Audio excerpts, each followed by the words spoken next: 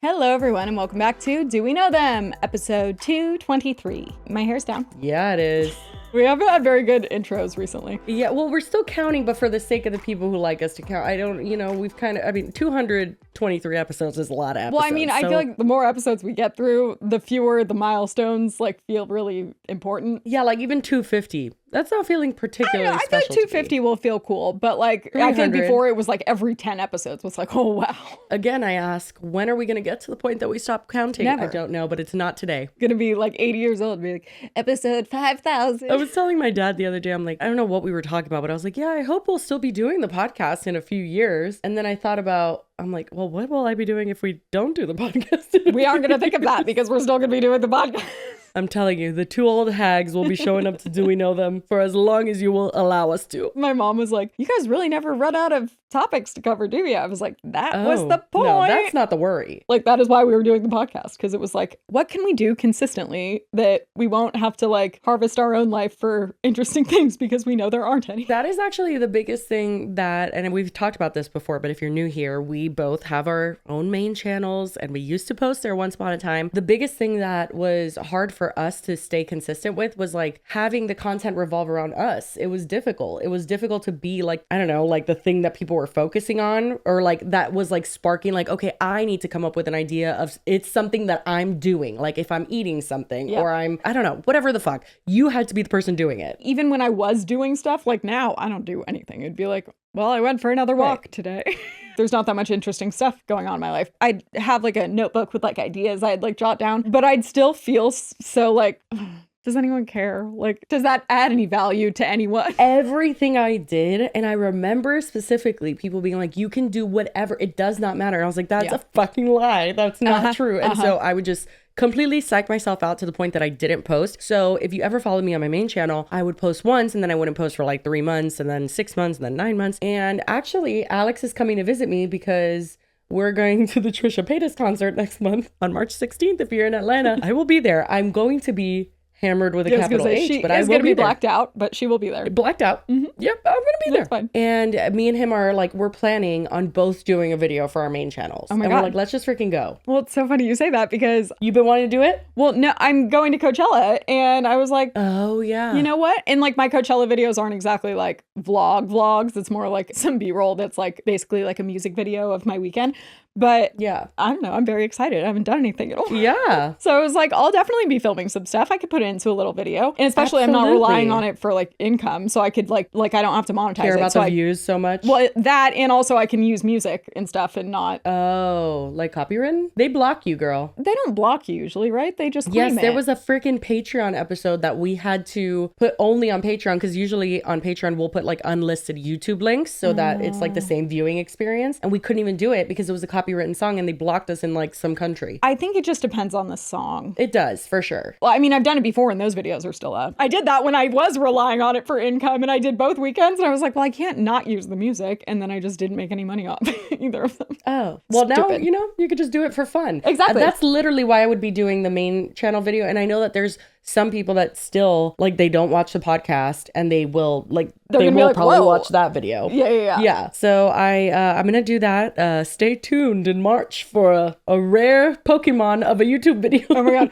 Well, me on my main channel. I'm kind of glad you brought it up. I was talking to Bose about it because I'm going to Coachella with Bose. If you guys know her, she's been our Ariana Grande correspondent. Our special correspondent. Yes, that was it. I asked her, I was do you mind if I vlog? And by vlog, I mean not really vlog. It's just shooting stuff on my phone once in a while. And she's no, obviously not. I was just going to kind of surprise everyone, but now you guys can have a little. We spoiled it. Yeah, same. But warning. Yeah, I think that this show has allowed us to let go in a lot of ways, because it's not it's not us. It's actually allowed us to be more us, arguably, because we can sit and actually be ourselves and really get into topics that I would be talking about with my friends regardless. Dude, the fact that I talk about Ash Trevino on this show or certain things. I got my nails done today. What do you think that I was talking about with my nail tech? Ash Trevino. Literally. My mom knows who Ash Trevino is now. And it's like, I'll mention I'm her so and sorry. she goes, oh, I'm so that sorry. girl. No, but my nail tech is like obsessed, well, in a bad way, obsessed with Ash Trevino. So like every time that I sit down, she goes, vale más que te pasees, eh? Do you not know what that's? Nope, not even a little bit. Vale más que te calles, eh? That's her like 2 Spanish sentences that are, anyway, it's so funny. That's a perfect segue though, because did you see that apparently Tana and Brooke did a canceled podcast on Ash Trevino? I heard that. I didn't watch it, but just the thumbnail was something about like she should go to jail. Yeah. I mean, arguably, yes, she has broken like several laws that we know of. So yeah, that's valid. Yeah, that is actually a good segue because our first topic is about Tana Mongeau, and we have not talked about Tana in a hot minute, I feel like. I was actually a little nervous because I feel like I usually see her at Coachella and I'm like, will I? And does she? Okay. First of all, Tana doesn't watch this show. Second of all, she doesn't care. Is that she's not going to confront you. She would never do that. No, I know. I just like, will be awkward. She would just like, oh my God, Lily. That's what she would do. That's a very Tana thing. But anyway, no, we haven't talked about her in a while. She has been relatively, at least I think, under the radar as of late. I mean, I just haven't really been. No. Nothing. She has. No big headlines. I think she got kind of like brought into the crossfire, not crossfire, but like Brooke being canceled was like people definitely talked about her in it. And obviously Brooke is back on the podcast full speed as if nothing ever happened. And she was only gone for like a few episodes, which I didn't expect for her to be kicked off the podcast. Realistically, thinking of what Tana would do. Yeah, I didn't think that. Actually, I don't ever watch the canceled podcast. Same. I recently did watch part of one episode because they do, I guess they did before, but I'd just seen this one, that they did an award show. Shut up. And I was like, oh, I wonder like how they did it. And they didn't have people vote. They just like had nominees that they came up. It was much more like, I mean, ours wasn't particularly planned, but like theirs was like very unplanned. It's just the two of them and then Paige, her assistant. I felt bad because one of the topics was something was like who caught a stray. And one of the nominees, which they had just like nominated people like themselves, was Paige because during the whole Brooke cancellation, everyone was just coming for Paige and being like, how dare you replace her? Well, because she had to fill in for the podcast. But then in this category, their whole thing is like, then they vote. I mean, they don't vote. They just like say each of them, like who they think the winner should be. Oh, okay. Uh-huh. It's not very like, the winner is. It's just like, oh, well, I think this person. I think this person. They have a little discussion. They move on. Neither of them picked her. And I'm like, oh, I felt so bad for her. I was like, that was because of you guys. It was because of Brooke, and then Tana didn't feel comfortable doing it by herself. So yes, I guess it was because of both of them. But then also Tana, like we really don't focus on that enough. She sat on that podcast and was just basically like, Brooke can get wrecked. Like she was basically like, what she did, like I would never stand by that. And like, we're going to go in a different direction. And what is that direction? A U-turn. Because we're going right back to where we started and Brooke's back on, girls. And now we're doing the canceled podcast again. And I've made it very clear to Brooke as well that I condemn her for these tweets and they're fucking horrible. And I have no right to forgive her as a white person for the things that she said. I think that I've seen a lot of feedback just in general, and I know where I want the future of this podcast to go. And I don't want to be any further part of any problem. And I want you guys to know that I think the tweets are disgusting. And I hope she is taking the time to grow and learn what she needs to and take the information she needs to and speak to people of color and understand the pain that they felt while reading those tweets. That is really why I don't like performative activism. I don't like people pushing for it because that's what it results in. People saying promises they have no intention on keeping because that's not what they actually believe. That's what they think you want to hear. And is that really effective? No. Well, I don't even know what other podcast episodes they've done since. Like, I mean, I don't think they've made a dramatic turn and are talking about serious issues, but like... No, I'm not joking. I think Paige filled in for like 1 or 2 episodes. No, but like recently, now that Brooke's back, like I haven't watched any of them, so I don't know what they... Oh, they do very similar. They talk about dramas. They talk about certain things in their life. I think it's very similar. I don't watch the show also, but I'm pretty sure that's right. Anyway, small tangent, but I did see a comment that was like one of the top ones. It was basically people saying like they wished that they had included some kind of like compilation or like some kind of thing to show what the like nominees were, who they were talking about to remind the people. And one of the replies on it was like, this isn't Do We Know Them? I'm dead. Listen, I mean, I get where they're coming from because it's not just doing, I mean, I think that's a funny reference, obviously, because we did put many compilations, but like also all award shows do usually have compilations. Which is why I thought it was funny that a lot of the responses were like, no, that would be boring, blah, blah. I'm like, that's pretty standard for award shows. What are you talking about? Especially for shows that cover so many different things, you forget. You have to refresh people's memory. Anyway, that has nothing to do with what we're talking about today.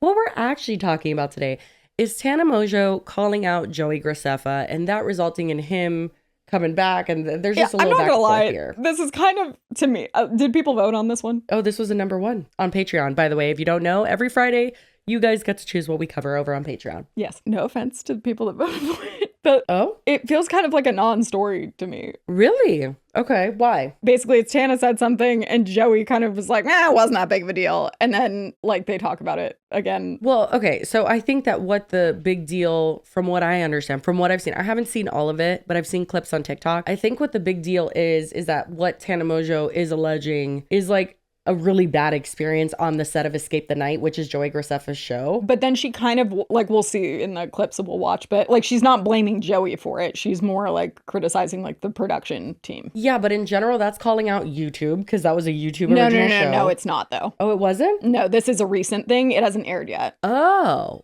It's like Escape the Night, the movie. He did an Indiegogo to like raise money for it and he crowdfunded all the money and he made it into a movie instead of a series. Holy balls. He made $166,000. People really like Escape the Night. Okay. And you know what? I'm going to let you have that one. Yeah. I was like, cool. Good for him. Yeah. Oh, do we know them? Yes, we have said we know we know Tana. We do know Tana. Yeah. Not like, well, we're not like friends. And then Joey, I've met in person a couple times. I don't even know. A few times, just like in passing. And then I actually edited for him a little bit when I was wondering if you were going to say that. Yeah. During Lily's struggle bus era, while we were still Joey recording the show and putting it up. Food on the table.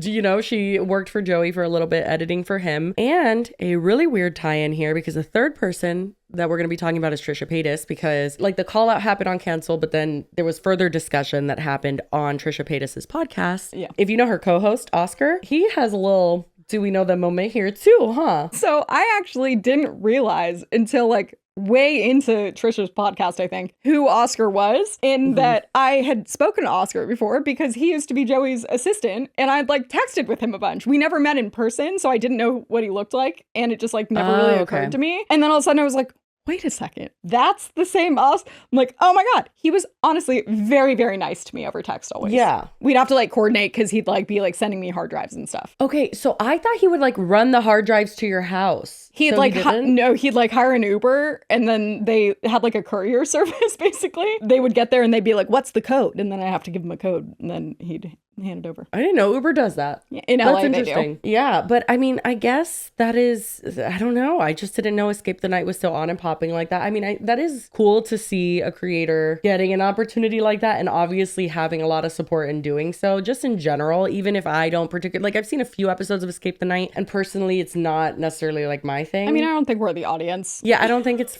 yeah, we'll chalk it up to that. Yeah. It was around for like, I think there's like 5 seasons maybe. Every time I would go to VidCon, there was huge billboards. Well, yeah, and that's what Jesse thought, is that it was a YouTube production because it used to be funded by YouTube Red. But then I guess YouTube just, I don't even think YouTube Red is a thing anymore. I think they got rid of it. Probably because they spend so much money on crazy shit. So no, but every year at VidCon, like they'd have that huge banner outside the convention center and it was usually Escape the Night. I think it was big for YouTube because they knew that they had like all these creators like collectively tapping into their audience to get views, but they put a lot of money into it. So then I guess they weren't doing it anymore and Joey wanted to do another round and he had no problem, it looks like, raising the money for it. So YouTube not involved and it was like a private smaller, I mean, he got a lot of money, but it's much smaller production. To have $166,000 is crazy. And I don't even think the creators get paid, right? Like Tana wouldn't get paid or anything like that. That's a good question. I have no idea. Judging from things, even like when I did Epic Rap Battles of History, like it's kind of usually one of those things where it's just like, we're collabing. You want to be on my project. I'm not going to pay you. to do that. But then I also question, why the fuck would Tana do that in general? First of all, she doesn't need the money, even she if it talks was money about driven. it in when she goes on Trisha's thing, and she says that it's kind of like she gets tagged in clips from it all the time, and it's kind of like a niche, kind of like a give back to the fans kind of situation. Like she didn't make it sound so like pretentious, but the charity work. But okay, so let's watch this clip.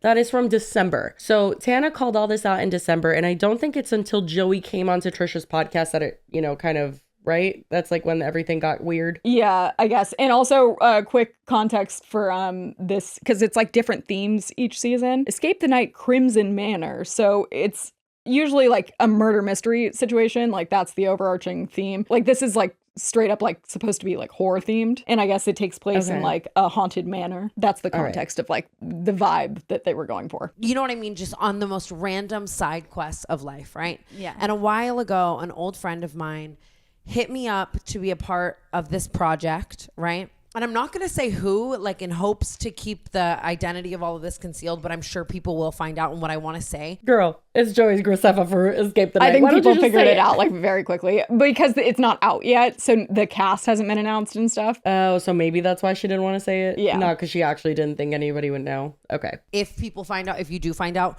don't go send hate, because this isn't anyone that you would know's fault. You know what I mean? Like I really want to, like the person who I did this project with and for, like I love so much. So I feel like even guilty, like associating this like with his name and with his whatever. And I've debated telling the story on the podcast all week, but like I just fucking hate men, and I cannot believe this happened to me. Like, so I'm going to tell it, but it has nothing to do with the person who put on this project. Anyways. So yes, I agreed to this project months ago, and it's one of those things where I'm like, the fans will really love it, very nostalgic, like it's for a niche group of people, but already like people are like, okay, so I'm gonna do it and just like be a good friend and whatever. And then the night before I get my call time, and it's 9 a.m. downtown Los Angeles. I need to be there full glam. I need to be downtown in Los Angeles at 9 a.m. Trisha and her, the amount of times they are like, oh, downtown LA.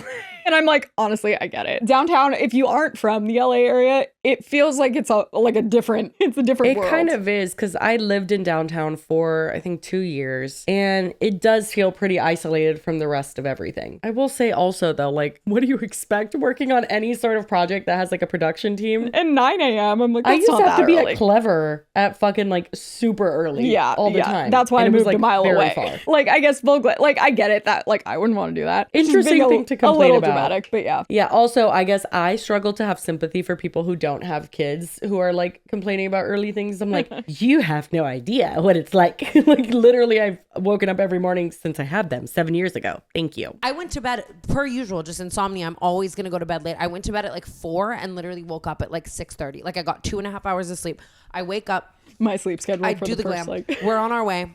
year and a half even of this just in the podcast. car, I like can't feel my hands. Like, you know, when you're just so fucking, and I'm like, oh my God, I'm about to be at a 12-hour shoot all day. Like trying to serve and give and slay and have a personality. And like, I can't feel my hands. Okay, why can't she feel her hands? I don't know I've not experienced that Is this a specifically. medical emergency? What's happening? When I'm super tired, like, and I actually can pinpoint one exact day. Do you remember? Because you were there. That clever photo shoot we had at that house. Oh yeah, I do remember that. And I had something else going on that also was making me super anxious. I had maybe slept like 2 hours. I feel like I've learned to just like operate on no sleep. But at the time, if I didn't get at least a few hours of sleep, it was like I felt so physically ill. Oh. I like didn't know how to, like, I could barely keep my eyes open. It was just like, well, wanted to I can throw relate up. to feeling like extremely tired, but I don't think I've actually ever suffered like physical Oh, I've like ailments literally, I because felt I'm like I had to tired. like throw up because I was so tired. That's interesting. I think a headache is the most that I've gotten when I'm like very tired. Like that said, never not felt my hands. That's a Yeah, that I'm weird saying. side I'm like, I don't but think at the that same that's- time, I get the sentiment. So per usual, it's just one of those things where I'm like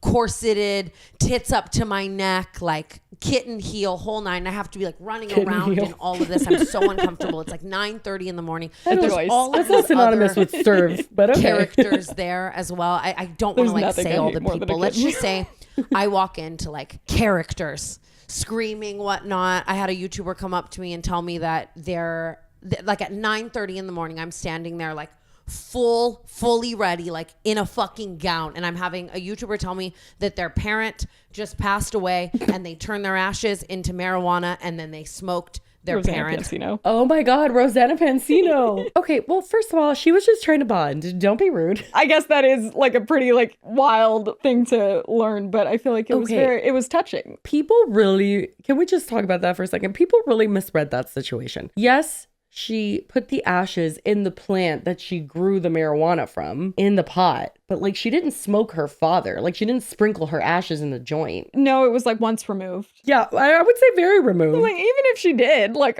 who cared? Like whatever. No, I think that would be a little bit more like you'd get a little bit of you know what I mean? Like in your mouth. It reminds me of, what is it? There's an episode of South Park where they somehow Cartman, like Kenny dies and then he like ingests, I don't remember, something weird like that. But then he like has Kenny inside of him. Never mind. If you've watched South Park, you'll know what My I'm talking favorite about. though is when you bring up references, but you're not even like 100% sure. No, I'm not. I'm waiting for you to like fill in the blanks, but you haven't seen it. So I know that someone in the comments will have seen that South Park though. Thank you guys. We appreciate your help. Anyway, but that was Rosanna I wish you were Pansino. She here. smoked her father. Yeah.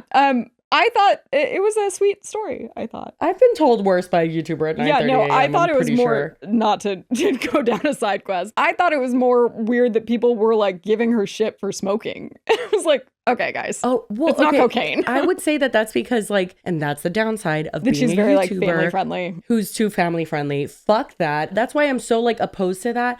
I think that there's a fine line like between being too callous and then like just showing people like I'm a human being. Well, I just think it's stupid because I think weed is so not as serious as like, it's not like she's doing hard drugs. I'm like, if someone drinks, it shouldn't be that crazy to hear that they Dude, smoke. I think it's fucking insane that we could sit here with White Claws and a Truly super casually, but like if I had a someone joint, has it would be in like, their hand. Yeah, like, God, is she okay? We need Yeah. to get her help. It's I would bullshit. argue Come that's on. like less severe than drinking. It depends on the person, because if you give me a joint, I will start crying if I see a starfish.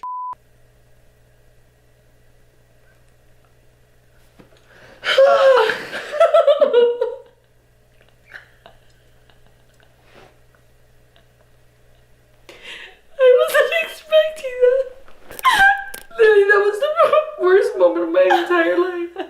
I've had this thing since I was a kid. That when I get scared, I literally just start crying and process just sadness. Like sadness just comes out. Oh my God, that was horrible. That was honestly horrible. That you would have done that sober. I probably would have. But anyway, okay, we'll just let her continue. But that was, you know, I don't think Rosanna deserves the slander. Okay, she was just trying to make some conversation. Like it's 9:30 in the morning and I'm downtown and this YouTuber is telling me about how they smoked their dead parent. And Is that against the law? That's like cannibalism. I don't know, Okay. Jude. Okay. And I'm just Okay, all of you stop it. Yeah, I was That's like, not a leave thing. Rosanna Pansino alone. It was a touching, like it was a sweet gesture that she was. Cannibalism? Do you know Yeah. what cannibalism is? No, like ask Army And Hammer. I am known. What is it? Hyperbole? When you're just like, you're not serious, right? Yeah. No, that's not what hyperbole is. I think Is it? so. Yeah, I'd have to look actually really quick. Oh, not the fact check. We don't like to look stupid. I think it's like a metaphor. I just think sometimes, yes, it is funnier to say like the most, you know, outrageous thing, but you're not actually meaning that. So I hope that's what they meant, because Yeah. she was not engaging in Exaggerated statements cannibalism. or claims not meant to be taken literally. Oh my God. Look at you. Literally me. You're so I smart. feel like I do that all the time. Thank you. See, sometimes when you just throw things out there and pretend you know what they mean, it's actually like it works out in your favor. I mean, you're bound to be right. Well, I know. some Literally, I feel like percent I've been of the time. throwing darts since we started this fucking whole podcast, and I feel like I just got a bullseye. Just saying. and we get to one of these, and again, it's not like negative. I'm still like very happy to be doing this, and like it's very much so for the final product. So I'm like, listen, I might have to suffer today, but like I'm happy, nostalgic. I'm, you know what I mean? Like I'm happy I'm doing this, whatever, Try right? being an influencer And we're for a in day. one of those buildings downtown where it's like floors and floors of like different set departments and like sets and stuff. And the set that we're shooting in is underneath the building. It is in the basement of this giant building downtown. So I walk down to shoot. My phone immediately goes on SOS. Oh, no. It's freezing outside, so it's cold. Of course, I'm dressed like a slut. I feel like this is always happening to me, where someone has me dressed like a slut, and it's fucking wintertime, and then here I am. Like, I'm just physically, and I'm dying. I'm so tired, right? And we start shooting. Eventually, after filming for a while, and again, we're just down in the rickets of this basement. Rickets? Isn't that like a leg condition? What the fuck? Okay, as much as I be making up shit, yeah, no, literally fact check on aisle 5. I think rickets is like a bow leg. I don't know. Tana literally beats me, and that's saying a fucking lot, for saying the most random shit paired together. What do you mean we were in the rickets of the building? Is it a leg condition? It's a bone disease that occurs in children I told you. when their when their bodies don't have enough vitamin D, calcium, or phosphorus. Yes, fucking rickets. Like, what do you mean you're in the ricket of the building? Could that even be perceived that way? Or does she mean like rickety? Like when something's rickety, it's like kind of like creaky? Yeah, it's like sketchy, poorly built. But you're not in the rickets of the building, I would argue. You're not. I don't even. Is it possible? Like, there's only one definition for rickets. It's a bone disease for children. You can't take charge of that definition and change it. Yeah, No. I even spelled it wrong, and that's what comes up still. You know, and I will say, a lot of the time I think that Tana does have randomly, like, she will say some vocab words that I'm like, wow, that was impressive. No, but she that was not one talk of about them. shooting darts. Shooting darts, that's Tana Mongeau in the dark. She's just like shooting darts with vocabulary and hoping it sticks. Oh my God, that's so funny. The rickets of the building. Fudge. Like there were a million people hired on set and like a million things going on, all the departments, all the things. Like I'm very happy to be a part of it again. But even just being on set, I feel like one in every like 30 set days that I have, you walk in and the production company is all men from like the rickets of Los Angeles. Oh my God, stop it.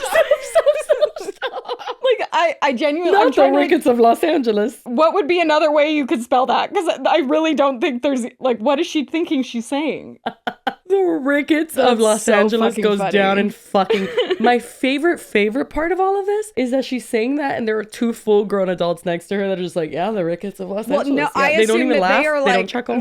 They're like, oh, I've never heard that before, but okay. Well, yeah, but what would you do if you heard me say the rickets of Los Angeles? You'd raise a finger, say, ma'am, 1 second. Honestly, no, I don't Elaborate. I don't think I would say anything, because if I knew that it was Something like, else. You think they just don't know that rickets is a bone disease found in correct. children? That's would be the red flag. Now that you said that, I have heard that before, but it didn't occur to me. Oh my God, the rickets of Los If you were Angeles. familiar If with she the says bone it again, I'm disease- gonna crash out. This is worse than clothed. Oh my God, it is. It really is. Again, 90% of the time you'll be on a set with all men and they're all very just like normal, like younger, they're a vibe, they're respectful, like even just audio guys putting stuff on you, like they're gonna ask you, they're gonna make sure you're comfortable, whatever. These men from this production company just weren't giving that, like, and it was just like very creepy, like I just the vibes with every interaction I had with every single person, like just the mic guy, it was like he's not asking me, he's all up in my guts, he's like very weird, like heavy breathing, like complimenting me. Like I do appreciate a compliment, but it's like weird when you're underground in a basement and then men are like, you look so beautiful today, Tana, and they look like a fucking gremlin and you're like, my phone's on SOS, and like it's just time and place. So I get dragged into a freezer, okay, a meat freezer. There's like in the things rickets hanging from like the ceiling, like whole nine. And there's a camera on me getting dragged by this man. And then they're like, okay, your next scene is that you're going to be chained to the ceiling. So now I'm fucking standing there getting chained to the ceiling at 11 a.m. downtown in a gown with a corset in a meat freezer with my phone on SOS and it's 40 degrees. And I'm like, you're lying. You're lying. What do you mean I'm being chained to the ceiling in a meat freezer in a gown right now and this YouTuber just smoked their dead parent? What? Okay, leave do you Rosanna out of want? this. Okay. And is there evidence and are there photos and can I see them? Right. I think she did a whole podcast episode about it. And so then the camera guy walks away and now I'm just in this freezer chained to the ceiling with a man in a horror mask, right? And he starts talking to me and he's like, hey, I'm JJ. And I'm all, Hey. hi, JJ. I'm Tana. Like literally chained to the ceiling. I'm like, this is fucking kind of creepy. Like now there's no cameras. Like the set, it was huge down there as well. So like the nearest people were like 25, 30 feet away, whatever, right? And this man looks at me, I swear to fucking God, through the mask. I don't know what he looks like. And he looks at me and he says, this is my dream, having you chained up. No. this is my dream having you chained up. So I would scream And out then loud. he goes, perfect. Okay. If And he I'm really said that, so- that's insane. That's fucking wild. That just seems very bizarre. And if that happened on that set, that is crazy. Like, if someone said, it's my dream to have you chained up, I would have literally thought that something terrifying was going to happen to me in that moment. Yeah. And then I just look at him and again, arms, I'm chained up. I'm in a fucking hot pink kitten heel. I'm fucking livid. I turned to him and I go, what the fuck did you just say? And he looks at me and he goes, nothing. Like, it was better you didn't hear it anyway. And I'm like, bitch, I heard you. Wait, what? I heard you. I'm in this meat freezer. And this man, whatever. And then he's just like laughing and imagine not knowing what someone looks like. Am I correct in thinking they're alone? So she said, that's why I said, I think she miscalculated the distance because she said it was a big area downstairs. So imagine like you're in like a giant open kind of floor and it's like there's a set. So it's like she's in the meat freezer, but it's like she's on a just giant open space. So it's like the nearest people are not close to her, at least within like Why would they earshot. just leave her there with him? That's weird. It is weird, but she said it was just like a less, like there weren't a ton of people on set and like they had just gone down to shoot this like quick little thing. And then I guess the camera guy hadn't gotten like, I don't know. That's so weird. Okay. I was gonna say, like, what if he took the mask off and he looked like a Montana boy? Didn't. Eventually took it off and didn't.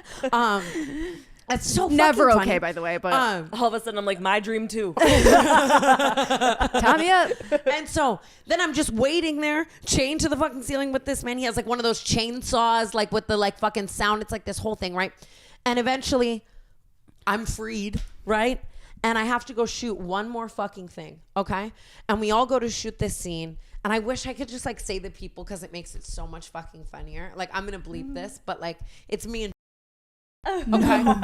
And so this is my last scene of the day. I'm like, how much worse can this get? And again, just like more creepy interactions with guys. And there's like, I can't express to you the way it looked down there. Like just like random saws and shit strewn about, whatever. I almost trip over a cord and eat shit in my kitten heel. Like I'm freezing. My phone's on. I'm tapped out. And we're finally shooting this last scene. Okay.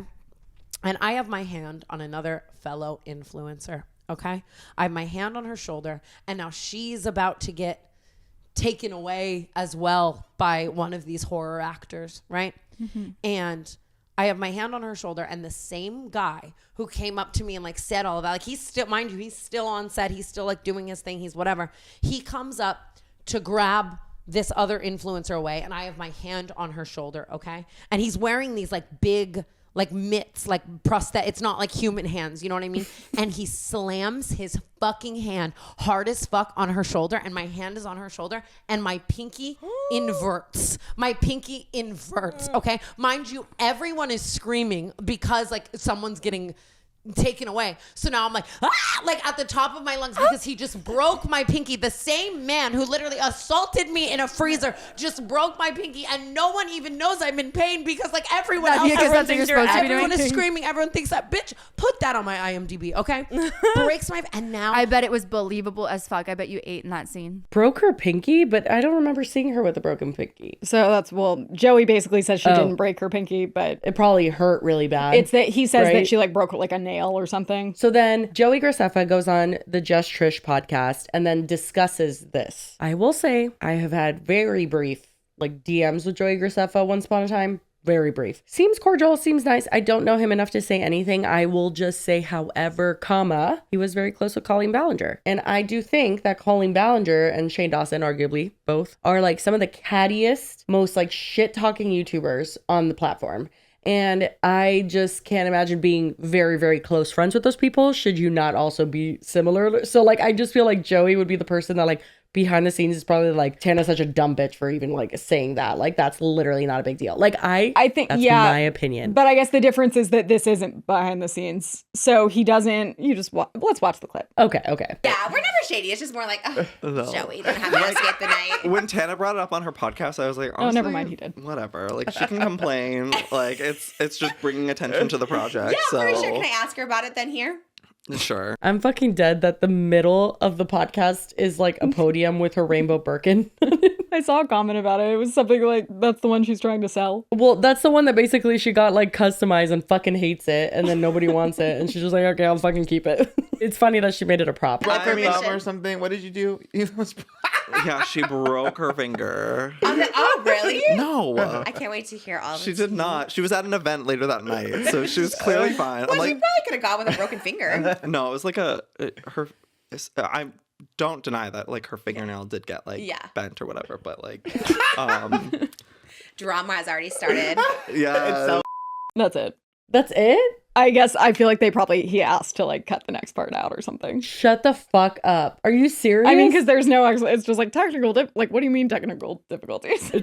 Technical, or he just didn't want to get canceled? No, honestly, like, if you're someone that is behind the production of something, like, I think that response is maybe a little bit I don't know. I think that's a little unprofessional to respond that way. I could see it kind of from both sides, because I could see him being like kind of dismissive about it, but then I could also see her exaggerating it, which would make him dismissive. So it's like, I feel like it's probably somewhere in the middle. Yeah, I totally agree with that, especially because Tana Mongeau has a history of exaggerating things, and like, you know, I got fucked by a toothbrush and like all, you know, X, Y, and Z. However, that wasn't even a story to like try to gain clout or like do a story time on. That's just like something she was talking about in her podcast. So I'm honestly more inclined to believe she probably was uncomfortable and that really did happen. She's not just trying to come up with problems because she was on a shoot a month ago. No, for sure. And also, I mean, like, I don't think she went to the doctor afterwards and got an x-ray and was like, confirmed, I broke my finger.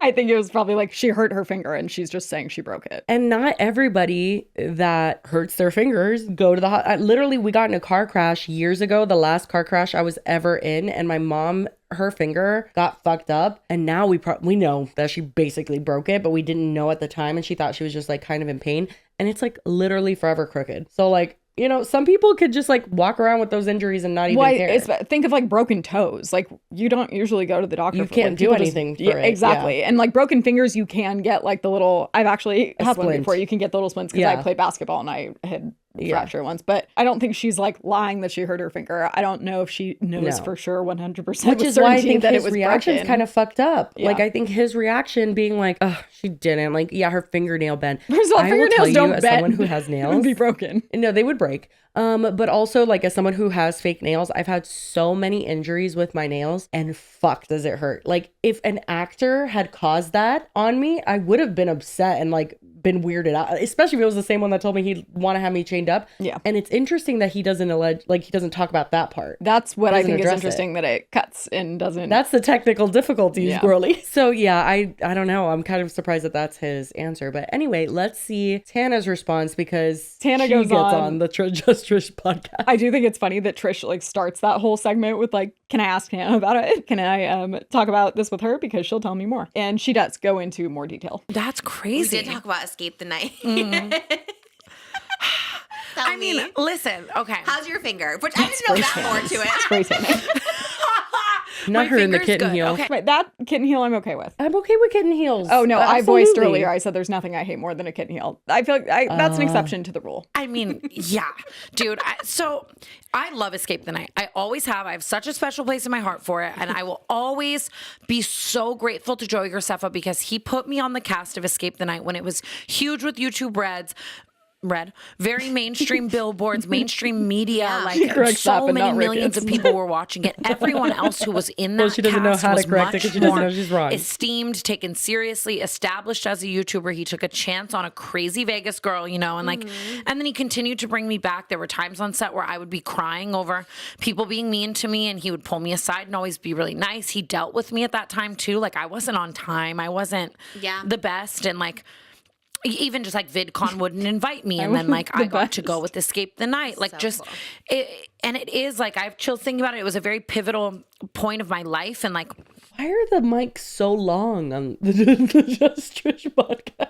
They're so probably so they don't hit the actual mic part. Oh, so they don't touch it? Yeah. I mean, or it's I don't know if it's a creative choice. It's like a solid footer. It's like a foot long. Easier to hold. It's like a Subway sandwich. Okay. The niche things that the fans love as well. Like, I get tagged in Escape the Night edits every day. So I have nothing but love for him and the whole series and stuff. But obviously he asked me to do this new Escape the Night.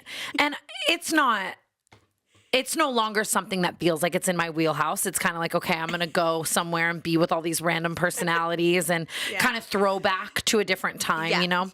And I get there and it's, well, do I have free reign? Like, do you think he'd be mad if I was like saying the cast? Say the cast and I can bleep it.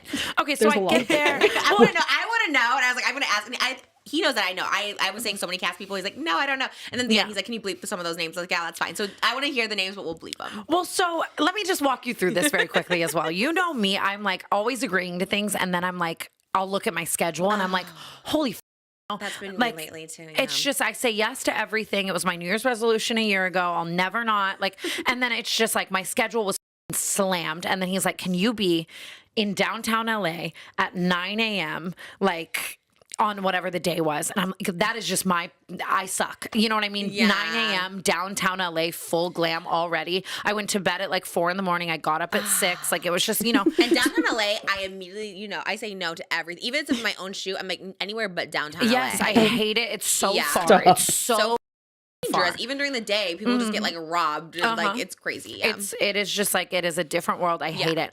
And so of course I'm like on my way. I'm like, I can't feel my hands in the car. I'm so tired, you know? And I'm just like, okay, whatever. But still excited, like so excited. And I get there and it's What? Oh, that's funny. I didn't notice that the first time I watched that. So that was Tana on Just Trish, but this is her podcast. So this is a cancel podcast talking about Joey. So it was addressed on multiple platforms. Oh, okay. Yeah. I haven't watched this part. She does say, though, in the end of the Just Trish clip or at some point that like she did tell people on set about everything else, like when it happened. It wasn't like she just like brought this up now. You know me, like just immediately I'm going to tell people because I just think that's so not okay. And like, again, Joey was amazing. Everyone was amazing about it.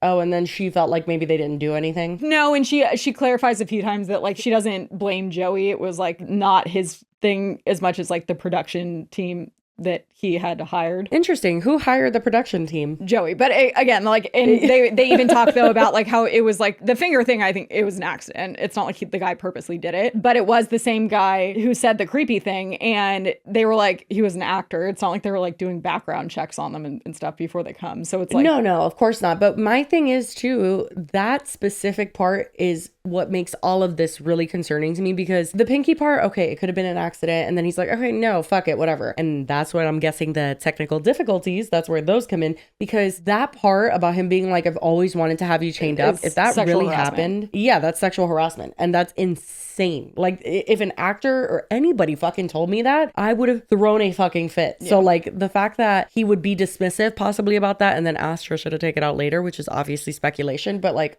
I'm guessing, is concerning. Because again, he did hire that person. Yeah, not a background check, whatever. But like, or maybe not even being dismissive, but maybe he like confirmed that did happen and that he like, that nothing came up, you know. I doubt it. Because like, if only Tana and the actor could corroborate it, then something tells me Joey wouldn't believe Tana. But I don't know. Maybe I'm crazy. Oh my God, I want to talk about Joey Graceffa. Okay. And I'm not even kidding you. We have enough podcasts to move over to the Patreon, but like, I specifically want to bring this to the front lines. Yes. Okay. Front lines. And maybe I'm going to regret this and it'll end up getting clipped for the Patreon. We'll see. But I think I have been way too nice about how people act toward me when I talk about something bad that has happened to me at the hands of a man. And I made light of it, and I was like, it didn't deeply bother me for me personally. With the Cody Ko shit, I've already talked about that. Like with people being like, well, it's Tana, so she deserved it. You know what I mean? Like that never bothered me so much for me because I'm healed and I don't need people's validation, but it bothered me so much thinking about my young fans out there who have maybe gone through something traumatic and then they see comments like that and then they're afraid to speak up in their own environments. Yes. You know what I mean? Like it just societally, and it does, it doesn't hurt my feelings personally, but it does kind of make me angry because it's like I have just the right to speak out about something as everyone, like anyone else does, right? Right, absolutely. And I talked about my experience on Escape the Night with you on Patreon. And even that, like I left it on the Patreon because I was like, I am going to talk about this because this was an awful experience with a man in Los Angeles that I had. And I think it's important to speak up about these things. And I really was so incredibly uncomfortable on that set due to those men. It has nothing to do with Joey. I went above and beyond as well to still say that like I love Escape the Night and I love Joey and it had nothing to do with him. and so on and so forth, right? Like I think that I was very clear in separating the two things, that I did not think what that man said to me, you know what I mean? Yeah. Was Joey's fault. However, it still happened and whatever. And then he ends up breaking my pinky. And it's like, that was just like a whole, like very, very awful day and awful experience for me. You know what I mean? And just being fucking fake chained up in a meat freezer, and a guy is telling you completely off camera that he would love to have you chained up like this with a fucking mask with horns on, and no people are 100 feet away. And again, just the mental state of thinking, like, what if that was Rosanna Pansino instead of me? What if that was just someone who didn't come at the guy back? What would have happened? My phone's on SOS. It was a very scary, awful situation. I think Rosanna Pansino has proven that she'll come back at men. She can be pretty spicy. Yeah, don't underestimate her. Thank you. Joey Graceffa stop bringing her goes into on this. Just Trish and says, and I quote, "When Tana brought it up on her podcast, I was like, honestly, whatever. She can complain. It's bringing attention to the project." That's a real quote. That's a real quote. He said that on Just Trish. That's like a really bold choice. And I understand that I'm always on a rant and a tangent, but once again, It's infuriating to me. You were so specific about like not making it was you love him. It had nothing to do with him. It's not his fault. And you shouldn't have to sugarcoat shit. If you experience things, you should be allowed to say it. Number one, again, I'm almost positive she probably was not paid for that. Okay. And if she I was don't paid, think so either. she was paid very low. Yeah. But I really don't think she was paid at all. Again, she talks about it almost like charity work. She's like, it's for the fans, it's for the niche audience, whatever. No, but I Okay, agree. great. It doesn't seem like she was. For her to do that for him and then have that experience and him be as catty, like, come the fuck on. I do think that's really frustrating. Yeah. I think that, like, to have people in general, and again, we've talked about this with the Cody Ko thing specifically, but like many times with Tana. Awful to her. Well, that's the thing. Tana is someone that, yes, has not had a great digital footprint online. Like, she has not made the best choices every time. And I think that she does literally say that. However, she is someone, and any person is someone, regardless of what they've been through, that can, like, they can be wrong too. Yeah. That can, like, somebody doing something to them can happen to them regardless of their history. And like, I personally don't feel like it's beneficial to any cause to just be like, oh, well, it's them, fuck them. Like, no, this is a person that was working with Joey Graceffa, who arguably considerably like has a pretty squeaky clean image. Yeah. You know, like he's had a few things online, but really not a whole lot of drama. Although again, I would argue that he's probably pretty catty behind the scenes. But like, it really is upsetting to be Tana Mongeau in this situation and be told like, fuck you, you're basically Tana Mongeau, like, go off. You went partying that night. Okay. Does that mean she didn't get hurt? Well, again, I was like, broken finger, it's not a broken rib. Like, you wouldn't you wouldn't not go out. And again, that doesn't negate the sexual harassment. That's so it's my like, thing. I'm who like, cares what she did that night?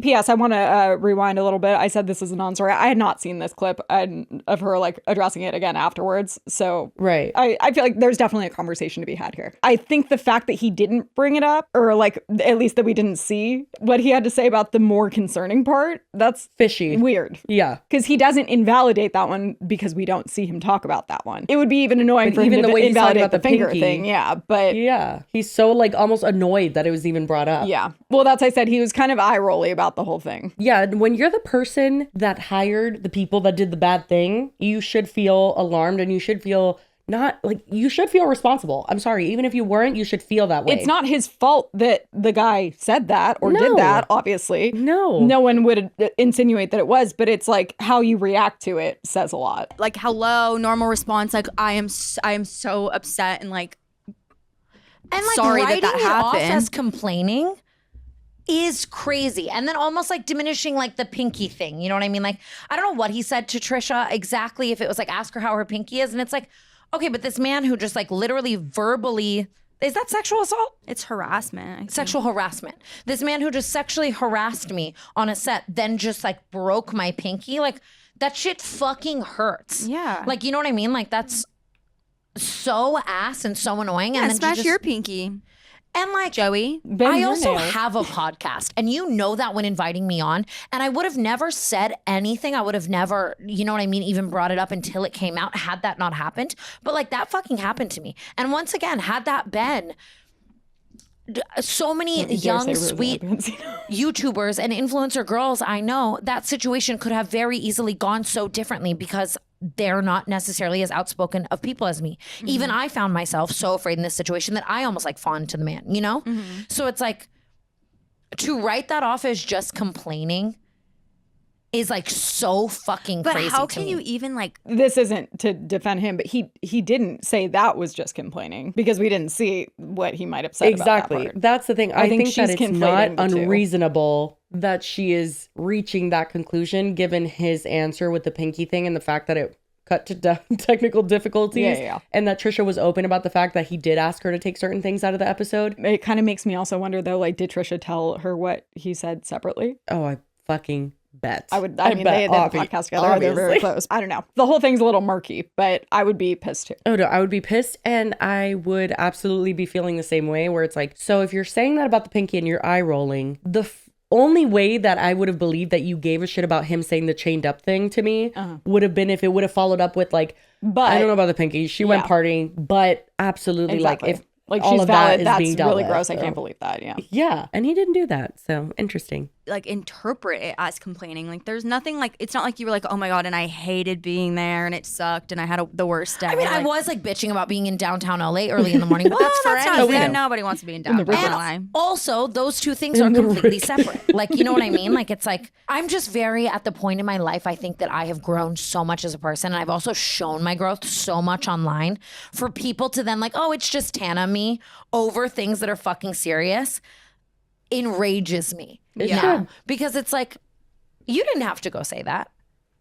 You like, and I like loved Joey Graceffa. I don't know. Like, I just like, it's like, okay, bet. Yeah. Overall, I think that that's a completely warranted opinion on Joey. Same. I think that I would feel the exact same way. And I think that Joey Graceffa is probably a lot more of a cattier person than people would know from like his videos just online. Like I feel like he's done a good job, in my opinion, and this is not even shade, it's just the truth. It's sticking to the content and removing his personality from it. Yeah. He can be entertaining, he can be X, Y, and Z, but his content isn't really him. Like it's not him focused. Like even his things where he's like, guess who's gay or straight in a room or whatever the fuck his content is. Some of the ones I edited. Yeah, literally. That has nothing to do with Joey Graceffa or like who he is as a person. And therefore, maybe people don't even know who that is. And like Escape the Night, you watch that. What does that tell you about the type of person he is? Nothing. You don't know anything else other than like, well, and if anything, Escape the Night. If you are producing that kind of a big scale project, then you would expect that they are going to take ownership of like what their team does and stuff. And it's a little questionable that it's very questionable that he didn't say anything. You know, in the past, when he was confronted with certain things about the show from certain people, he has sat down and been like, this is what actually happened. We were accommodating in X, Y, and Z ways. It was like, because he could prove them wrong. Yeah, he was precise. He was precise about how he didn't do the things that person was saying they were doing. So I find it interesting that instead in this scenario, and I would argue that this is a serious allegation, like, okay, even if you want to say the pinky thing, accident, sure, whatever, concerning regardless, but like an accident, the chained up thing is something worth looking into. And the fact that he doesn't care to address that, to me, says a lot. And one of the things we also didn't see in the clip of Tana and Trish talking about it, because Trisha compares it to like Universal Studios or whatever, like they can't touch you. Right. Like workers, the actors that are on the like sets that are supposed to scare you. So she's like, so this like basically is that, but they can touch you. And then Trisha was like, so, but it's not choreographed. She's like, no. Yeah, so that seems like a recipe for disaster. Exactly. Because it's like, so it's just some random dude who just can do whatever he wants. Right. And it's like, yeah, they have a general script and like what they're supposed to do. But again, like this wasn't even an on-camera thing. It was something he said offhandedly, not while anyone's around, which is like... Yeah, no. You know. And especially it being a fan-backed thing. Mm-hmm. Fans have donated over $160,000 to you to make this. I do think that you should have some sort of investment in it morally to be like, I want everyone involved to care about it, number one, as much as I do. And like, let's make this like a really, I don't know, like a great thing for the fans. And it just feels like he's lost the plot a little. That's probably honestly his reasoning for not wanting to say anything, because it's like, he would rather just kind of dismiss it because it's going to disrupt the production. And he's like, I have bigger things to worry about, Tana, like go away. Yeah, no, I think that was the wrong approach completely. And it wouldn't have even been to his own detriment. It could have easily just been like, you know, on set, I couldn't be everywhere all at once. And I am so sorry that happened. And we will make sure like never to work with that actor again. Anything just simple as that. And he couldn't do that. I just find that interesting. Just saying. Anyway, moving on, we have a second topic, and this one was the second voted one from our Patreon. Like, it's like the number 2 voted. We have like 5 topic options, I think. People have been wanting us to cover this. And then Lily and I were talking about it a little bit before we started filming. And I was just like, oh, I don't think this was what I thought it was. Is it? Yeah, well, so Jesse was under the impression it was like multiple family influencers are all relocating because if you didn't know, in January of this year, it was signed into effect, but it was talked about since like, I want to say the articles I first saw are from like September of 2024. And there's something called the Coogan Law, and that is for child actors for like movies and TV and stuff. And it's based on a child actor that his name was Jackie Coogan, and basically his parents like stole all of his money. Jesus. It was like back a long time ago, but it was like he sued them or something or tried to get it back. But they ended up signing this law into place so that a percentage of their income goes into a Coogan account. No one can touch it, including the parents, until the kid is 18 and then they get it. Yeah, so they adapted basically, it's not the Coogan law being applicable to child influencers. No, it is. It is. It's a, oh, it is? Oh, I thought it was a whole separate law. No, it's like an amendment to, here, I added an article. I know here. Demi Lovato met with Gavin Newsom. Yeah, there's a video of them talking about it. It's like a Coogan Law update. 2 new laws, but it's like expanding on the Coogan Law. It applies to vloggers and like content creators in general. Also adds a broad definition of online platforms, which covers any public-facing internet website, web application, or digital application, including but not limited to social media platforms as defined in blah, blah, blah. So it's like YouTube, Instagram, TikTok, they would all fall under this. So there's something called the Child Vlogger Bill of Rights, which is one of the laws. That's like what it's known as. It requires adult vloggers whose content features a minor to compensate the minor and maintain records such as the number of vlogs that generated compensation, the total compensation generated from vlogs featuring the minor, and the amount of compensation deposited for the benefit of the minor. Basically, the Coogan Law, it requires 15% of the child performer's gross earnings to be withheld into this account until they're 18. But I also saw something, I want to say it said that for it to apply, like the child has to be in like 30% of the content. Yeah, I did hear that they had to be present at least a certain percentage of time. Yeah, so if they just like made an occasional appearance and it was like it wasn't a family channel, but it was which is never the case for family vloggers, but sure. Well, yes. For example, for like the LeBrants, think how many of them literally there rely are. On their children for content, and that they'd have to be paying like salaries to each of their kids that then are also going 15% of it's going into this account. And also 15% is not a lot. It should be all of it. Hey girlies. So quick update. We were a little unclear on the parameters surrounding these laws that were passed. I thought that it was just the Coogan Law had been updated, which it has. That is apparently the Bill AB 1880, which is the expansion of the Coogan Law. So now it does include minors employed as content creators on online platforms, when before it was more like child actors in TV and film. And this one in particular, I guess, is for when a minor is working somewhere with like a third party. So when there's like a contractual agreement, it's like a brand deal or some kind of employment through a studio or an agency or something. Basically, if there's a contractual agreement and someone else is paying them that is not the parent or the guardian, that is where this one comes into play. And for that, the employer, so the studio or the brand or whoever, they're required to set aside 15% of the minor's gross earnings into a Coogan trust account, which then the minor is allowed to access once they reach 18. But then on top of that, I guess separately, there was also a law, SB 764, that is known as the Child Content Creator Rights Act. And this is an entirely new law. And apparently it addresses where minors are featured in monetized online content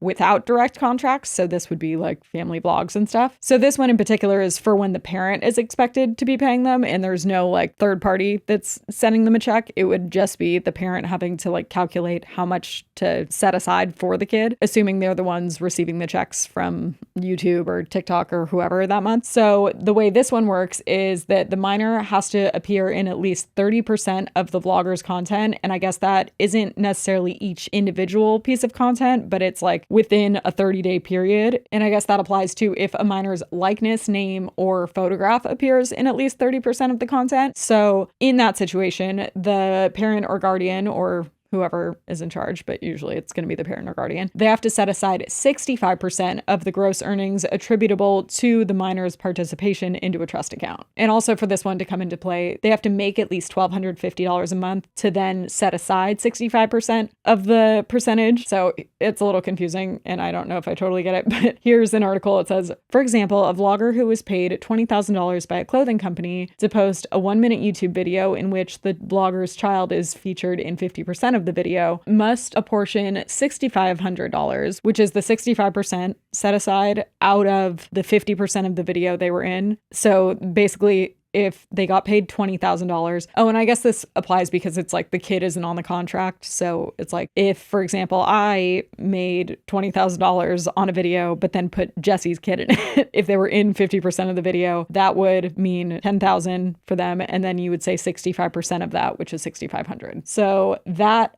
amount then goes into a trust for the child. And again, that's completely separate from the Coogan protections, which is specifically aimed at child performers under an employer that have a contract with a third party. Still kind of confusing and a lot of numbers, but hopefully that kind of cleared it up a little bit. Okay, you know what's really fucking upsetting? You know what's really upsetting? All of these family vloggers that absolutely unequivocally they fucking rely on their children for content. There's no other way to spin it. They literally need their children to get people to watch them. Mm-hmm. They do that and then act like just like having a really nice house and like their children having nice things in the moment is like their payment for that. Yeah. That is not how that works. The kid isn't picking how the money is being spent. I mean, and think of like Ruby fucking 8 Passengers. Didn't she try and like give Jody all their money or like it was something ridiculous? Like, I don't know, but you saw those clips that came out of like the behind the scenes of it? Oh my God, the trailer for the Hulu series? Yeah, I guess Kevin gave that to them or something, but it's like behind the scenes footage of Ruby Frankie family vlogging for 8 Passengers, but it was like the cut out stuff they wouldn't put on. And it was so triggering to see because she's just yelling at them and telling them like pretend to be happy. Exactly. And you don't know how many times that probably does happen. And even the Jordan Cheyenne girl who's like cry like this to her son, you know, telling him to cry a certain way. All of them. Ace Family, when he's like mad. Yeah, that intro that they kept doing and they're just like, yeah. I would assume that is happening in most family vlogger situations because there's no way they're all just like happy and wanting to film all the time. I honestly think that that's a fair assumption. I don't even think it's out there. I think genuinely the majority of family vloggers not only rely on their children for views, but basically abuse their children for views because I think that making them perform in such a way is a form of abuse that like we don't really even understand yet. Psychological and, like, needs to be studied one day. Yeah. Yeah. And then also they cannot consent to that content. We've talked about informed consent, how a child cannot literally, like, they don't understand what it means to say, like, yeah, mom, I'll be on camera. Yeah. They don't know the repercussions of that. Like, if I ask Amelie right now, Amelie literally vlogs on my phone. I have videos of her. She's like, let me get your phone. And she gets videos and she goes, hey guys, so today I'm doing like literally a full vlog. I don't know where she got that from because I don't vlog and she doesn't watch vlogs, but she just wants to be a performer. Okay. She's very slay. But literally she doesn't know the repercussions that it's because she consented to that forever. Video. And also that fucking like pedophiles are going to be watching it and stuff. Literally, okay, I sent it to my family chat, like little pictures of her today, like with a kissy face and like the cutest things ever that I'm like, God, I wish I could post that online. But I just will never. Yeah. I used to with Noah because I just was not as informed as I am now. And I can't go there anymore. Like, I just can't. I know there's too much shit on the internet for my kids to be a part of. Like, literally, my kids just say and do things that they genuinely make me laugh. But you're just going to have to settle for my reenactments of them. Like, Amelie's, oh, look at this. Like, literally, like, I would never, even if I had caught that on camera, like, I'm not showing that. You know what I mean? Because people are too weird. So anyway, that's where all of this comes from. Because we're talking about family vloggers and this new law that went into effect. But also, so that's what Jesse thought we were talking about. But specifically, we're just going to talk about the one that everyone has been up in arms about lately. Yeah. So what I thought happened was when I heard influencers are like fleeing the state of California because of this law, I thought that family vloggers, like multiple family vloggers, not just one, was leaving. And I had heard specifically Tennessee. I kept hearing Tennessee. I have heard that too. And even our researcher, when I was talking to her about it earlier, mentioned like other families have. But specifically, the one that has been like taking over that everyone is specifically talking about is Brittany Xavier, who she has a daughter who's a senior in high school and she's married.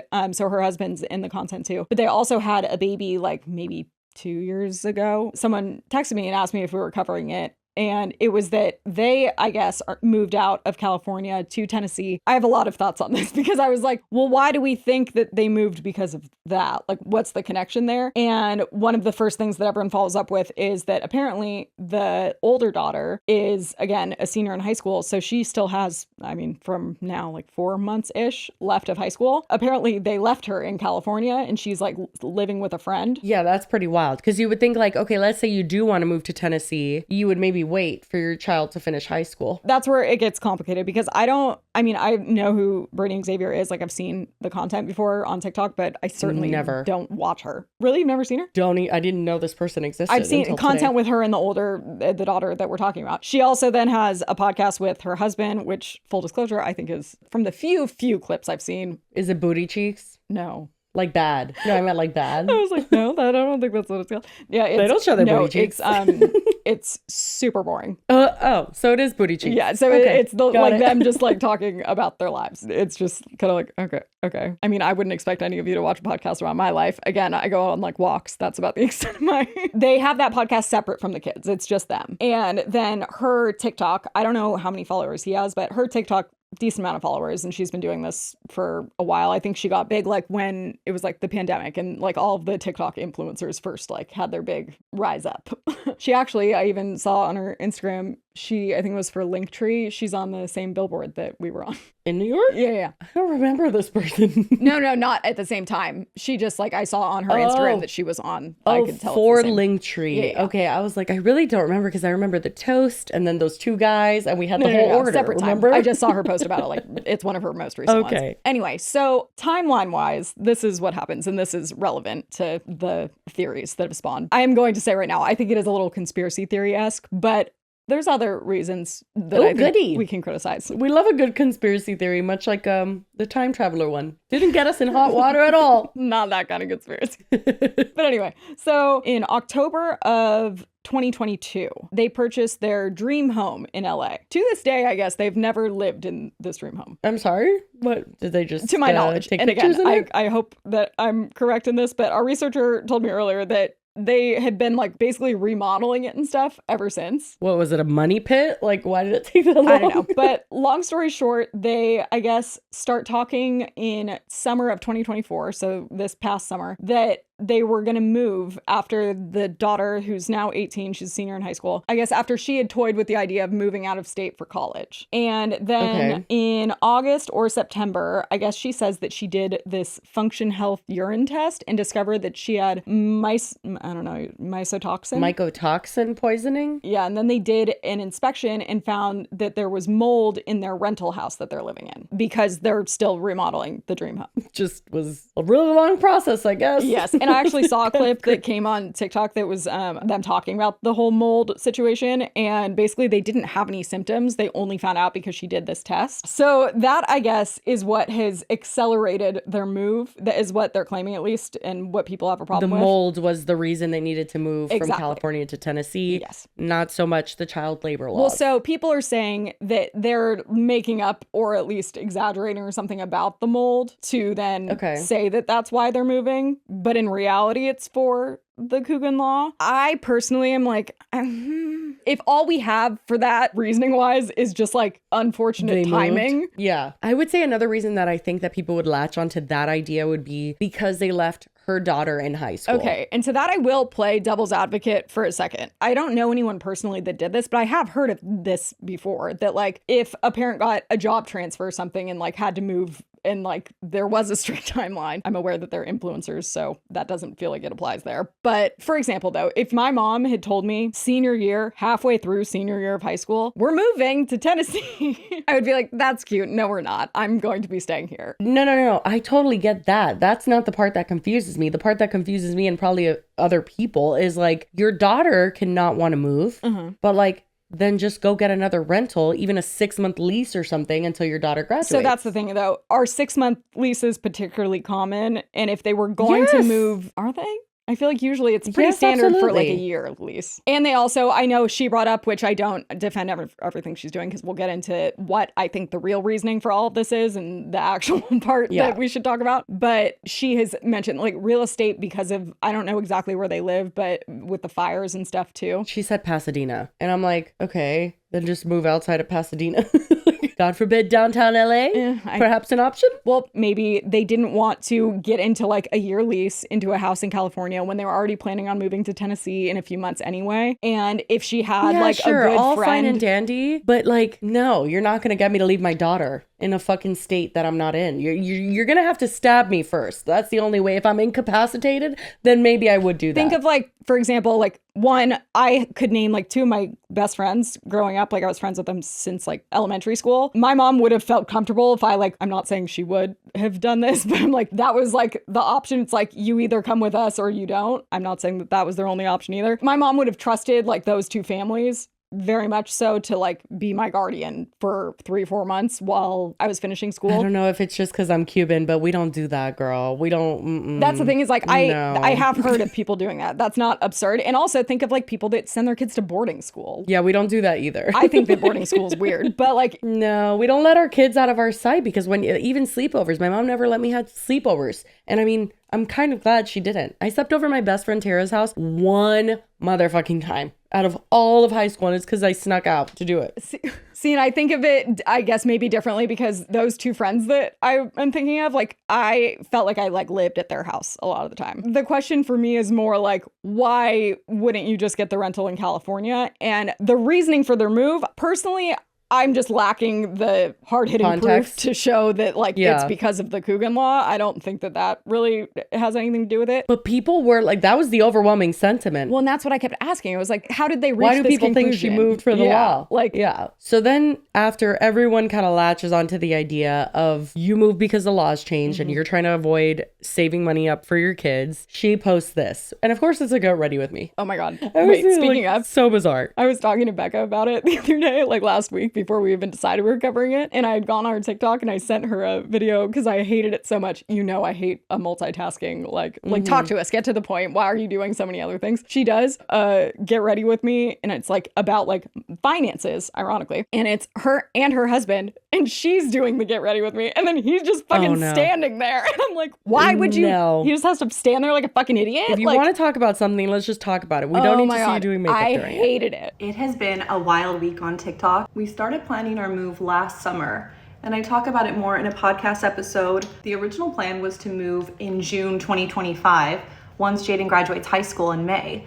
But they found mold in our rental house that we were in at the end of January, and so we had to move sooner. With the LA fires, rental inventory was already low, and there was none in Pasadena that worked for our family. Moving twice in 3 months didn't make sense, so we moved up our timeline to Tennessee sooner. When we first started looking at where we wanted to move, we originally thought about Texas, and we decided it was too hot for us and that we wanted 4 seasons. We ultimately decided on Tennessee because we wanted land, we want a slower pace of life, we have friends here, and it's a really good sense of community. They have an amazing climate for farming, which is what we ultimately want to do. Growing our own food and having our kids in nature as much as possible. I've been a full-time content creator since 2015. My income doesn't depend on if my kids are in my videos or not, but we've always made sure to set them up financially regardless. I even have a YouTube video on my channel from 2021 where I talk about how Jaden gets paid anytime she's in my content. It's called How My Gen Z Daughter Makes and Manages Her Money. All of our kids have a Roth IRA. Was she in that video? Because that's kind of funny. It's like, I made a video on her talking about the money she gets from being in my videos. It's like, that doesn't negate the fact that you shouldn't have her in your fucking videos. I mean, now she's 18, but like... But also the law doesn't prohibit people from having their kids in their videos. That's the whole thing. It's just about giving them money for it. So it's like, if that's true, that is more reason to think that like that has nothing to do with why they're moving. A 529 plan for education, a trust fund that they get when they're 25, and their inheritance. And this idea that we left Jaden behind, she made that choice. She was actually really excited to live with her friend for the last couple months. The current plan is for her to move here over the summer.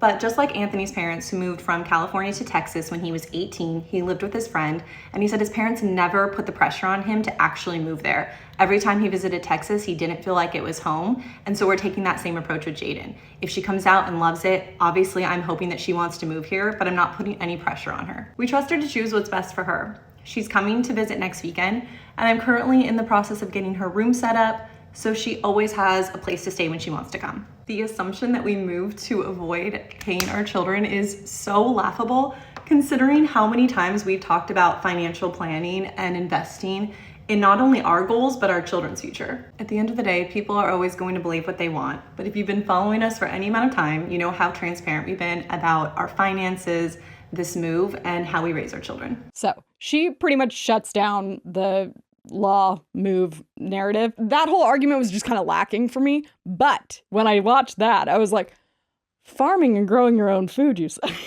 Yeah, I was like, okay, so there's 3 red flags here, and forgive me for judging. Okay, I'm sorry. Oh, judge away, you're right. Homesteading, Texas being an option. Yep. Next was Tennessee. Yep. Apparently, and Becca clued me into this as well, that over the last couple years, everyone has watched it play out in real time. I have not, because I do not watch her content. But she went from voting for Biden and doing she interviewed Fauci at one point.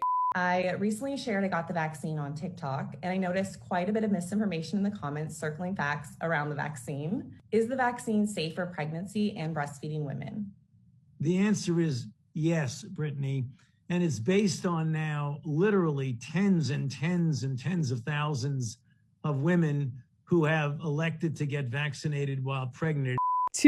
Now, who is this person? She's taken a hard right, pun intended, and has gone straight down the alt-right pipeline, and now is mold because she did this test, because she's all about toxins and what's in the food, and I'm not saying there's not shit in our whatever. Yeah, there's shit in our food. Yeah. Everybody fucking knows that. But so now it's the extreme reaction to that, where it's then everything is bad, and now we're gonna grow all of our own food because you can't trust the government. She also has said that she hopes that JD Vance runs for president. If JD Vance runs in 2028, I'll be at his rallies. Loved his Munich speech to the UK. I highly regret voting for Biden in 2020. My eye is kind of twitching. Yeah. It gets worse because there's also, so basically, here's my thing. It was the Coogan law, I don't really think that it's, even though you think that that's not substantial, even on this post, there were people commenting, found mold equals laws changed. She made that choice. She's a child, which she's technically not if she's 18. But I get the sentiment. No, but that's why I think why I was so confused, because I was like, how did people get to this? But I think what is the main thing here is it's completely a politically motivated move. If you bring up California to most Republicans, they're like, oh, the Democrats have ruined it, blah, blah, blah. Yeah, the state is a exactly. They fucking hate it. Yeah. It totally makes sense that they, especially then left. Exactly. Because it was too liberal. Exactly. At one point, it was their dream home. And that's what a lot of people are saying. Why would you move from your forever dream home? And it's because she went from being super left to super, super, super right. And is fuck California, we don't want to live there. By, people that don't agree with her whatsoever. Yeah. Well, someone even asked here, what happened to the forever home you bought in LA?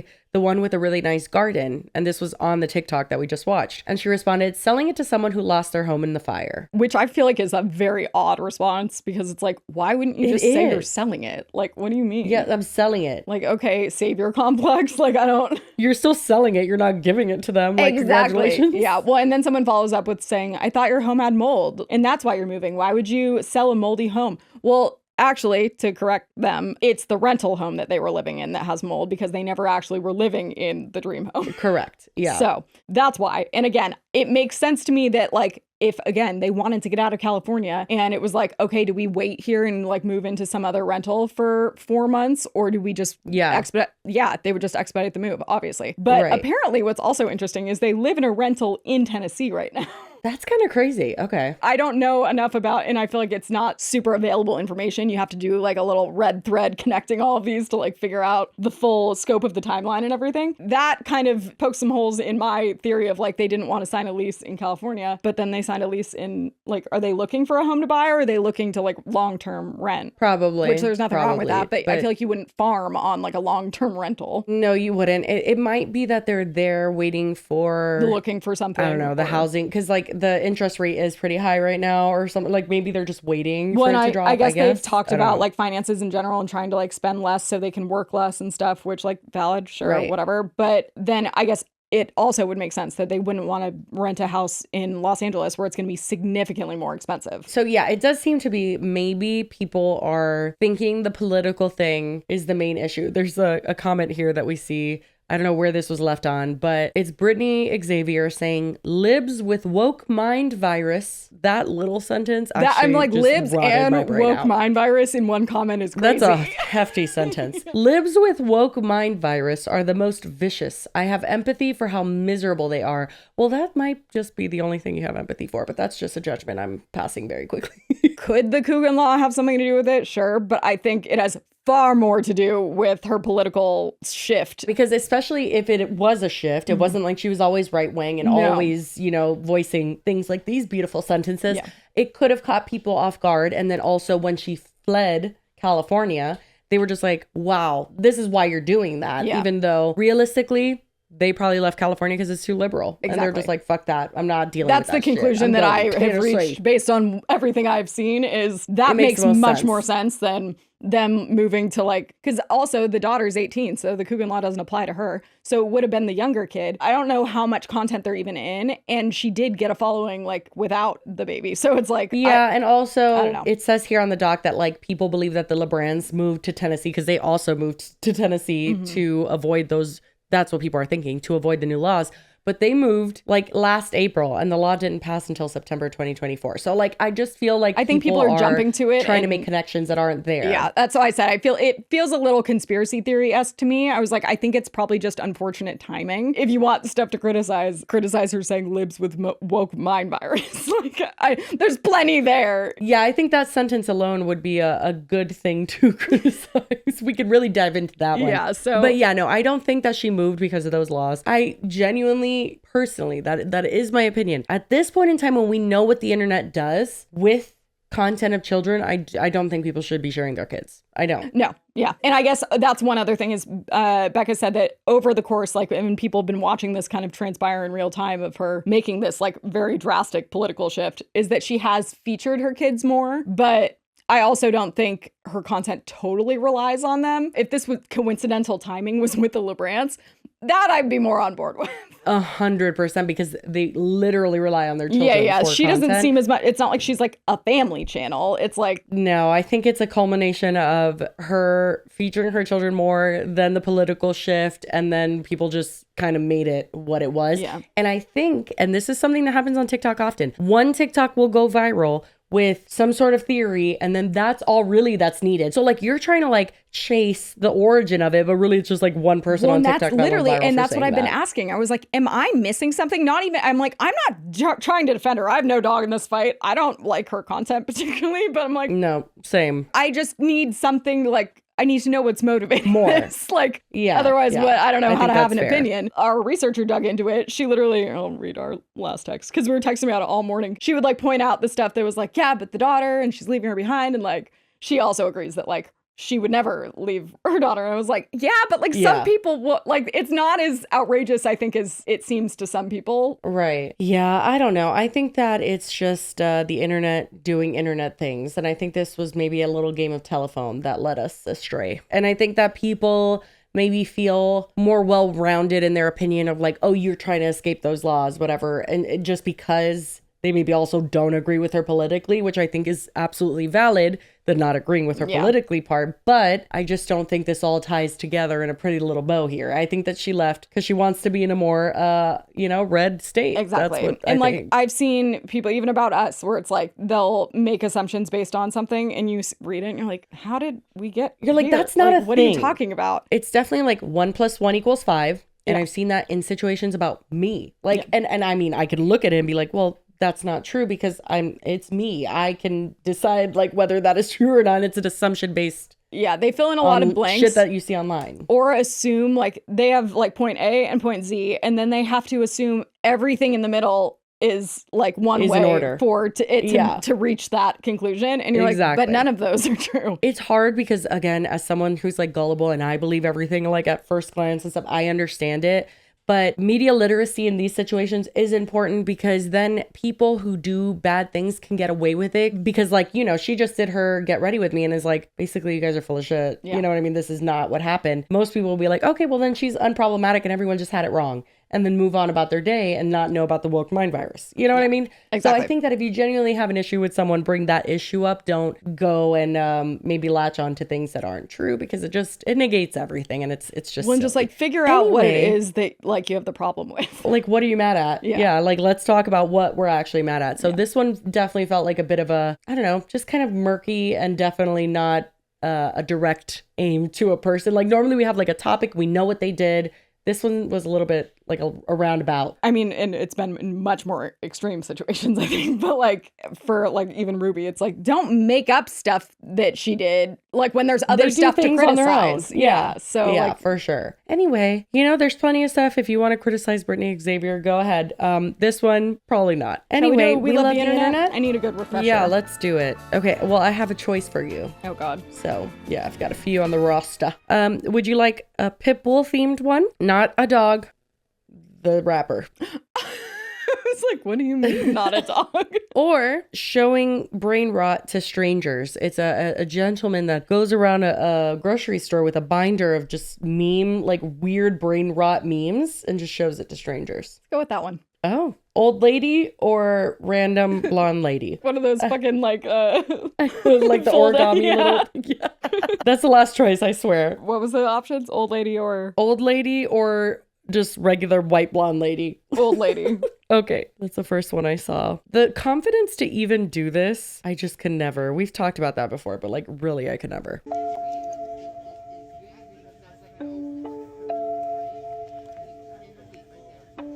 about it?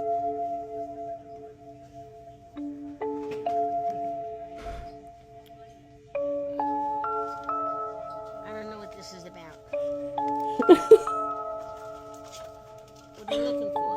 What are you looking for? What's on the cover? What's on the cover? She's really trying to work this out. She's crunching the numbers. Not the two guys kissing. I'm like, oh, you sweet lady. She reached out. She said no. There's nothing to understand.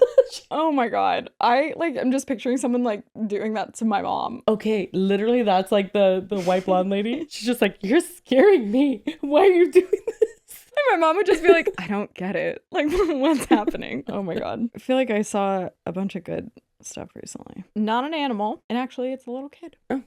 Have you ever seen, I come across his account occasionally, Snowboard Jesus? Snowboard Jesus? Yeah, he'll like help also, people. the juxtaposition of talking about how not to film your kids and then, or we love the internet as a kid. Yeah, but he has goggles and stuff on. Oh, you mean the one that's like mic'd up? Yeah. Oh, yeah, I've seen him. Okay, it's yeah. so cute. I think that's super funny, yeah. Yeah, no, weird juxtaposition, but it didn't occur to me because he's in disguise. Yeah. I'm scared, but I can do it. He's so good. Daddy! Yoink! Yo! What? This is a perfect beginner tube. Come here.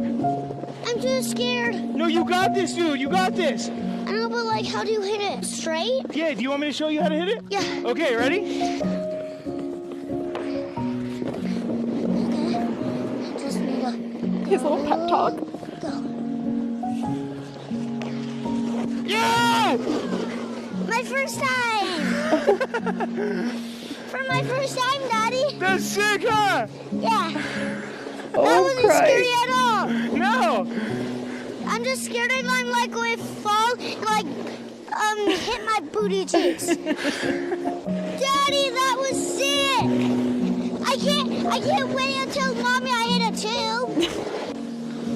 Oh my God, that's so bro. cute. I'm literally I know, I'm really tearing up. It was so cute and I can't handle it. Oh I can't wait to tell Mommy. Literally being a parent is my favorite thing. Oh my God, I can't. Okay, I gotta go. I'm a wreck. Oh my God. Wow. Okay.